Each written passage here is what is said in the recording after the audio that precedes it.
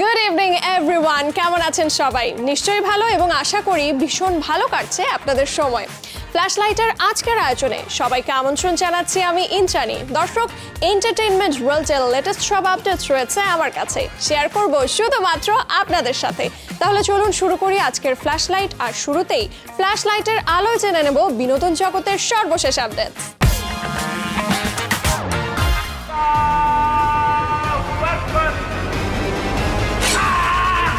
৯৭তম অস্কারে যাচ্ছে বাংলাদেশের সিনেমা বলি দ্য রেসলার। সিনেমাটি অস্কার আয়োজনে বেস্ট ইন্টারন্যাশনাল ফিচার ফিল্ম বিভাগে বাংলাদেশ থেকে প্রতিনিধিত্ব করবে। তথ্য জানিয়েছেন অস্কার বাংলাদেশ কমিটির মিডিয়া কোঅর্ডিনেটর রবিন স্যাম। বলি পরিচালনা করেছেন ইকবাল হোসেন চৌধুরী। সোরাবের লোকজন তোমার নামে হুলিয়া জারি করছে। অস্কার বাংলাদেশ কমিটি জানায়, গত মাসে ৯৭তম অস্কারে বেস্ট ইন্টারন্যাশনাল ফিচার ফিল্ম বিভাগে ছবি মনোনয়নের আহ্বান করা হয়। সেখানে বলি সিনেমাটি জমা দেয় প্রযোজনা প্রতিষ্ঠান। গত মঙ্গলবার রাতে সিনেমাটি দেখার পর বাংলাদেশ অস্কার কমিটি চূড়ান্ত করে। এদিকে গত শুক্রবার বাংলাদেশে মুক্তির আগেই হঠাৎ কানাডায় মুক্তি পায় বলি দ্য রেসলার। কানাডার সেন্ট্রাল পার্ক সিনেমাজের একটি প্রেক্ষাগৃহে ছবিটি এখনো চলছে। সিনেমাটি প্রচারণা ছাড়াই হঠাৎ করে মুক্তি পাওয়ার কারণ হিসেবে একটি সূত্র জানিয়েছিল, অস্কারের শর্ত পূরণের জন্যই কানাডায় মুক্তি পেয়েছে বলি।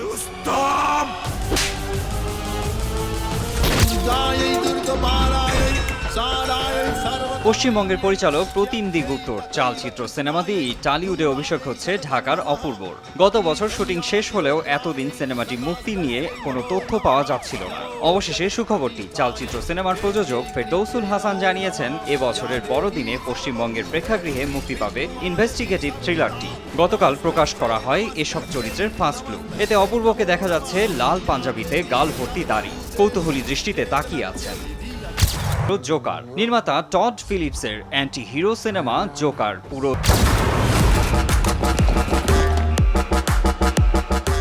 লাগাতার ফ্লপের পর ২৩-এর ব্লকবাস্টার অ্যানিমেল সিরিজের পর থেকেই রণবীর কাপুরের বৃহস্পতি তুঙ্গে।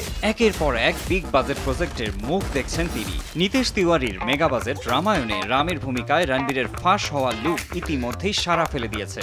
এদিকে জানা গেল অভিনেতার ক্যারিয়ারের ২৫তম সিনেমার খবর। এটি মুক্তি পাবে ২০২৬ সালে। ২৫তম সিনেমায় রণবীরকে ভিলেন চরিত্রে দেখা যাবে। ২০০৪ সালে মুক্তি পাওয়া ব্লকবাস্টার ছবি ধুম, এটির ফ্র্যাঞ্চাইজির চতুর্থ ছবি হচ্ছে তার ২৫তম সিনেমা। সূত্র জানিয়েছে, ধুম 4 বর্তমানে প্রি প্রোডাকশন স্টেজে আছে।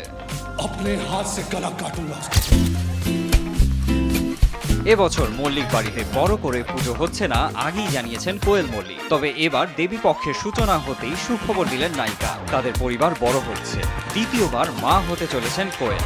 ২০২০ সালে করোনা মহামারীর মধ্যেই মে মাসে কোয়েলের প্রথম পুত্র কবিরের জন্ম। সেই বছর মহাষ্টমীর দিন ছেলের নাম অনুরাগীদের সঙ্গে প্রথম শেয়ার করে নেন কোয়েল।